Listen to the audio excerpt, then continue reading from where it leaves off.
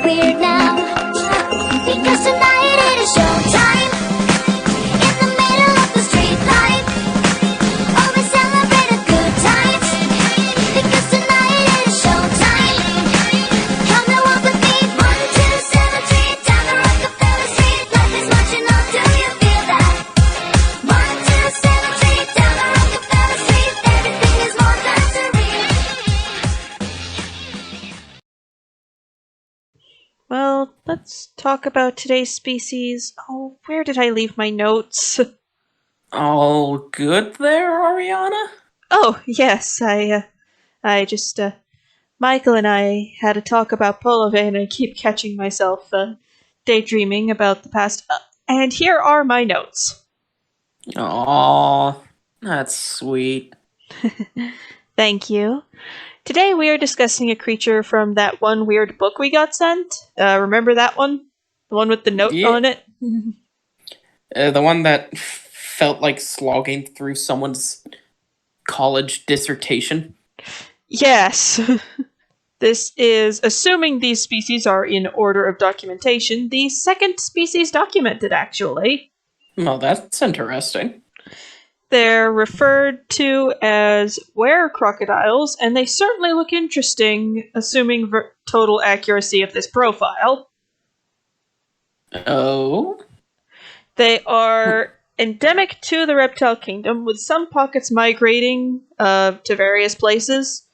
They are a reptile type Momono, but despite strong aesthetic similarities, they are not related to lizard folk at all. Huh. That's interesting. They tend to be rather lazy, irritable, surprisingly patient, affectionate in regards to their husbands, and intensely protective over their husbands and any children in the area. Sounds about right. Care to explain? Well, crocodiles are lazy ambush predators that are fiercely territorial and protective of their young. Good to know. These ladies will eat anything in and around where they call home that happens to be made of meat. They tend to be large and imposing ladies with armored scales, large webbed claws, and powerful tails. The guide describes them as truly fearsome. Yep, that all checks out. Due to their larger chests, hips, and strong muscles just barely hidden by a thin layer of fat, a lot of people confuse them for a larger, more hazardous subspecies of lizardman. However, they are not related, and as a result differ vastly in terms of personality. For example, they have little to no interest in being any sort of warrior, being confident enough in their abilities to put in the bare minimum of effort in terms of being an efficient hunter. Oh? Well, that's interesting. What do you mean? I was assuming it was a variant. Like the Cheshire to the Werecat. A very common mistake. Now, because of that laziness I mentioned earlier, they spend most of their time basking in the sun or floating in the river. Their short tempers mean that anything that tries to interrupt them during this time is not in for a good time, because in the reptile kingdom, the ladies are not as reluctant to resort to violence. Yeesh. They do have the uncanny ability to seemingly disappear beneath the surface of the water, even if it's crystal clear. This is also their primary hunting tool. Much like a croc, so that checks out. They also seem to use this when on the hunt for a husband, sometimes following a guy for weeks on end until they make their decision. Well, that's sneaky of them. Once they make the decision to have him as their husband, they have a variety of options.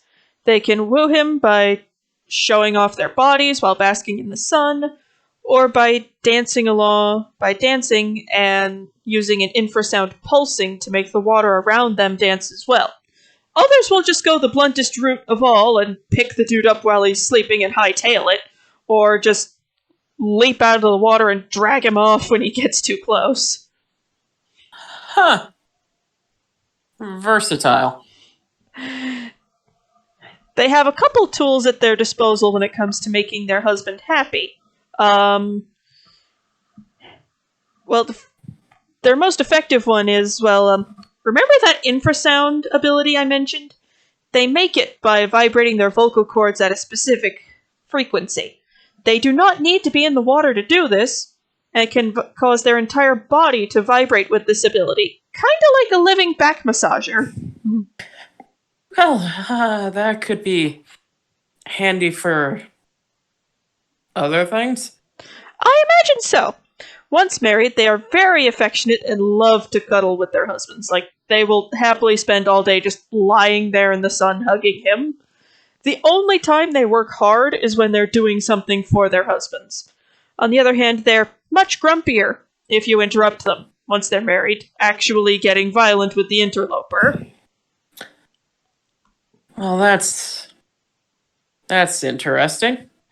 Now, you may be familiar with this particular set of behavior, but they are very broody, equaling an echidna. Yeah, I know that one. Once a clutch of eggs is laid, they guard the nest vigilantly, only allowing their husband to approach the nest. Some even go so far as to not eat or drink unless it's brought to them.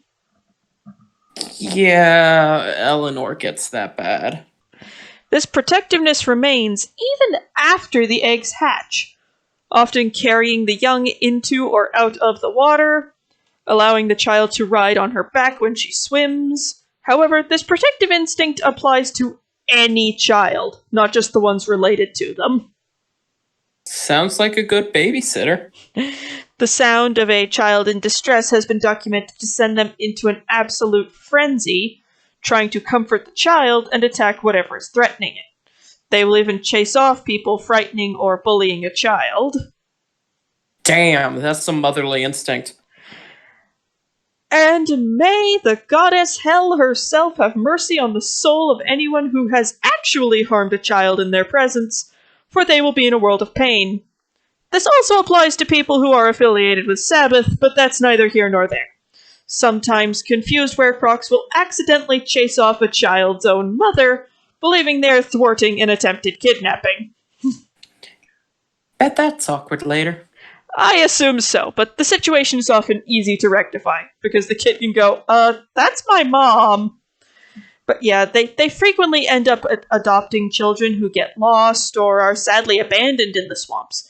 Those children ending up either Werecrocs themselves or married to one, depending on the child's gender. Ah, what a life. Sounds like you might go find one. Maybe. Who knows? Well, there are a lot of variants within this family, but there's very little difference save aesthetic and some disposition. Oh? Well, there's the Nilo, which are the most common, large and adaptable. They can be found in any body of water in the kingdom, so, poke the water with a stick before you go swimming. Some have even moved to various desert kingdoms outside the reptile kingdom. Alright then. There's the dwarf crocs, which are smaller ladies, some less than 5 feet tall. Still fully developed, just vertically challenged. Compete. You were saying something?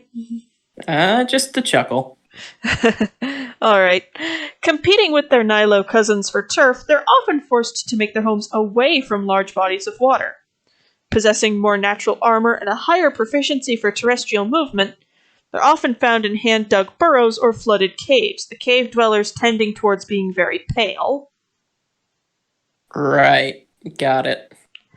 There's the gators, which are a well-known branch. They tend to grow large and hunt larger prey. More aggressive than the others, they prefer to live in swampland. Recently, though, they've started having trouble with large constrictor lamia trespassing. Huh. Well, that sounds lovely. Then we have the misty gator. Smaller and more timid cousins to the gators, they've ended up quite rare due to their distaste for conflict. Preferring small fish and invertebrates, they are very passive. It's documented that they don't hunt men, instead courting them as if they were a normal human woman. Small settlements of them have been spotted in the Mist Continent, as a heads up if you ever go there. Interesting. Interesting. Then we have the Cuba Werecroc, smaller and endemic to one specific island. They make up for their size with pack tactics and extreme aggression. Sometimes they will even hunt in packs to bring down far larger prey than you would think feasible for something of their size. Except an exception to the rule about Werecrocs not being interested in a warrior lifestyle, they will often go that route, and if one does bag a husband, they will tend to share him with the rest of their friend group. Huh. Something you want to comment about? Nothing. Just interested. Next we have the Gar, a truly rare sight. They prefer calmer regions of large, fast-moving rivers. Possessing slighter builds than most Werecrocs, they are far faster and more agile. However, they are very sensitive about it and take great offense if it's brought up. They have a very narrow range and small population as a result. Don't mention the larger size of the other crocs. Got it. Assuming you ever find one.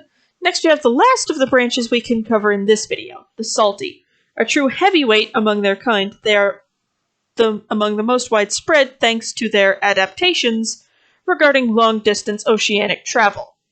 They often end up outside the reptile kingdom as a result of their wanderlust. Be wary of them, for they are particularly foul-tempered and lusty. Sounds like she'd fit right in. What do you mean? 80% of my household holds some manner of aggression and lustful. Oh, well, fair enough. These ladies seem to be based off a class of animal native to your world? Yeah, saltwater crocs. Big and white from what I've seen. Huh. And the others have similar analogs? Most likely to caimans, alligators, and others of the family. Okay, makes sense. Do you have any questions? I don't think so. All right then. I've found a couple reports of potentially new species of Momono, and I'll have something ready for next time. Oh, well, color me intrigued. I'll let you know what species I've picked once I track one down with enough information to be viable to cover. Sounds good, Ariana. See you then, Takebi. Hello everyone, and thank you very much for watching. We have today's sponsors over on Patreon to thank for this content. Christopher Zingerly, JK, Sheldon Wolf, The Reptile King, Felix the Bard, Raymond, and Eobard Thawne. If you're interested in sponsoring us over on Patreon, please do so. You can get things like free art or half-price art, early access to videos, that sort of thing. I actually just finished up a playthrough of the first Fallen Maidens game, which is canonical to the Monster Girl Encyclopedia universe, with Felix the Bard and my wonderful husband providing commentary. Please check that video out once I get it up. It's a hoot. Again, thank you very much for watching. Like if you enjoyed this, share and subscribe for more, and I'll see you all again soon. Bye-bye now!